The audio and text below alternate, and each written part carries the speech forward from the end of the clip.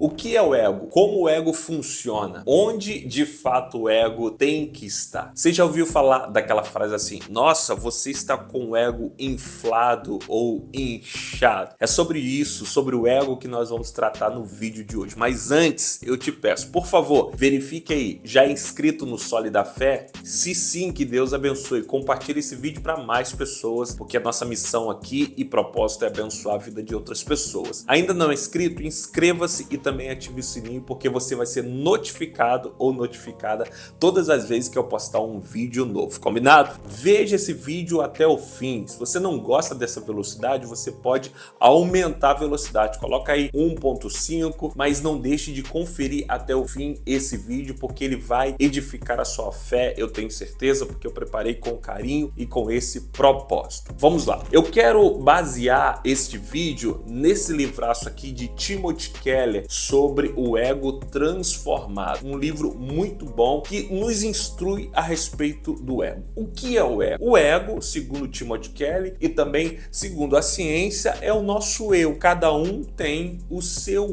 eu. O ego é o nosso eu, o nosso querer, as nossas vontades, a nossa personalidade. Então tá tudo ali no nosso eu. Qual que é o perigo do ego? O perigo do ego é nós tentarmos fazer a vontade do nosso eu e não cumprirmos a vontade do nosso Deus. Então, Timothy Keller, ele apresenta 4 perspectivas sobre o ego. A primeira, ele diz que o ego ele é totalmente vazio. É como uma bexiga.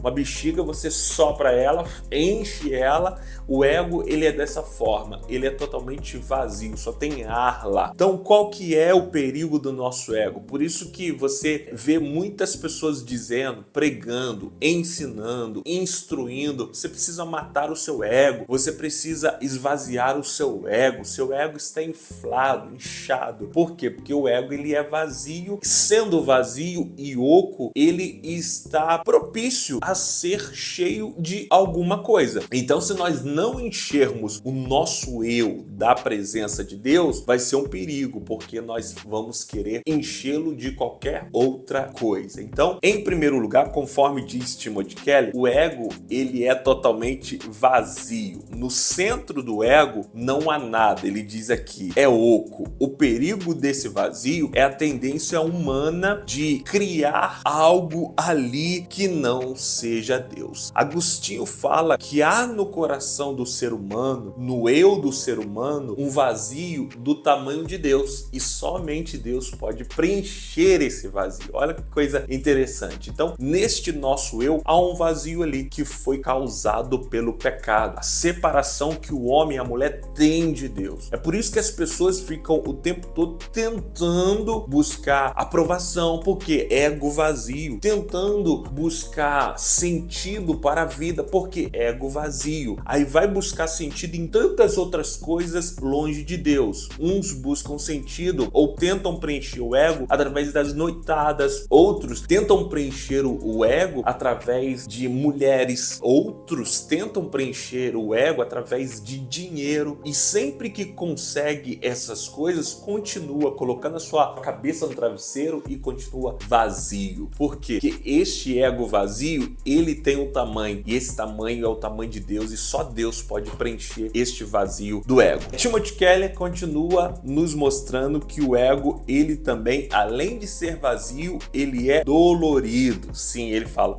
o ego, ele é super inflado e também dói. Não prestamos muita atenção em partes do nosso corpo. Só quando nos causa alguma dor é que nós prestamos atenção. Talvez até agora você não tenha pensado nisso que eu vou falar para você, mas depois que eu falar você vai pensar no seu dedo mindinho do pé. A gente não fica pensando nele o dia todo, não, mas quando dói, aí sim a gente lembra que nós temos um dedinho. Mas o ego é assim também, às vezes a gente nem percebe, mas quando o nosso ego é atacado, falaram mal de mim, atacou o meu eu, fizeram uma fofoca de mim, atacou o meu eu, aí logo a gente fica totalmente dolorido, doloroso, e começamos a nos chatear. Por quê? Porque o ego também ele tem essa finalidade, ele também é dolorido. Nós precisamos levar o nosso ego e apresentá-lo a Jesus Cristo para que nós possamos estar blindados. Eu ouvi uma frase uma vez muito interessante, que uma pessoa diz assim: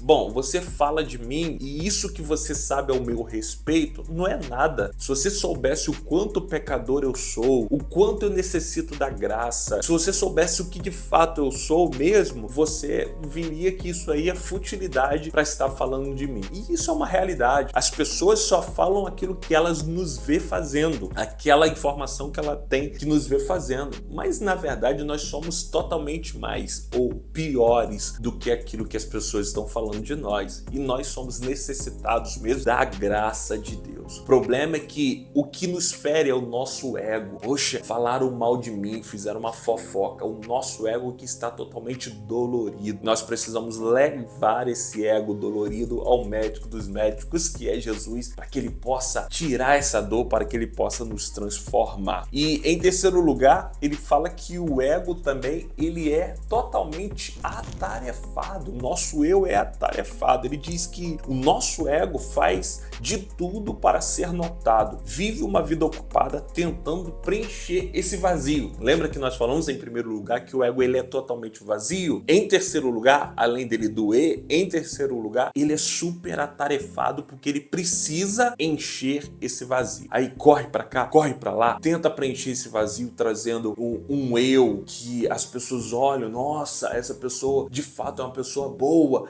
faz de tudo para ser totalmente notado. Vive atarefado. É um ego incansável. É um ego que vive atrás de comparação. Vive correndo atrás de comparação. Quer ser igual a outras pessoas. É um ego atarefado que vive nas redes sociais, nos stories, tentando ver a vida de fulano, ciclano para ser igual. Não, eu preciso ter a mesma roupa, eu preciso ter o mesmo carro. Vive atarefado. Isso é ego. Ele vive incansavelmente em busca de glória. Não, preciso que o meu ego seja massageado, seja glorificado. Então, quando o ego ele é vazio, ele tende a buscar um ídolo e muitas das vezes esse ídolo se torna a própria pessoa, a dona do ego. Então, por isso que nós precisamos sempre levar o nosso ego diante de Deus, porque Ele mesmo pode preencher com a tua força, com o teu poder. E por último, nós precisamos entender que o ego, além de ser vazio, além de ser doloroso e também além de ser atarefado, o nosso ego ele é frágil. Isso mesmo. Ele diz aqui,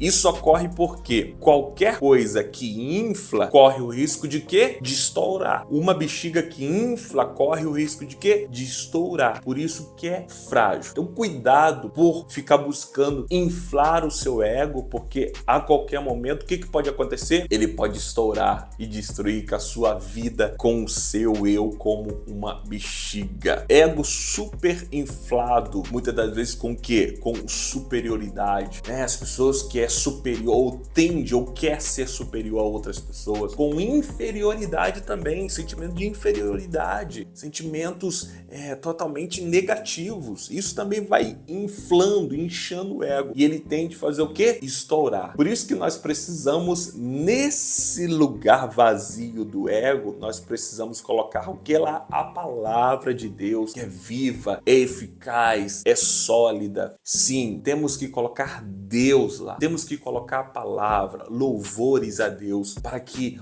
o nosso eu seja de fato crucificado, o nosso ego seja de fato crucificado, para que Cristo habite e viva plenamente dentro do nosso eu, para que Deus possa, por meio do Espírito Santo, governar os nossos sentimentos, os nossos desejos. E só assim o nosso ego estará completo de quê? Da palavra de Deus. O nosso ego, ele não doerá mais. Se as pessoas saírem falando mal de você, você vai estar bem quanto a isso, porque você terá certeza do que a palavra diz ao seu respeito, do que Deus diz ao seu respeito, do que Jesus diz ao seu respeito, e não vai doer mais o seu ego. E você também não correrá o risco de ter o seu ego estourado, porque ali onde a palavra habita, há vida. Bem-aventurado aquele que anda segundo a palavra de Deus. Bem-aventurado aquele que vive na palavra de Deus. Deus. Bem-aventurado ou mais do que feliz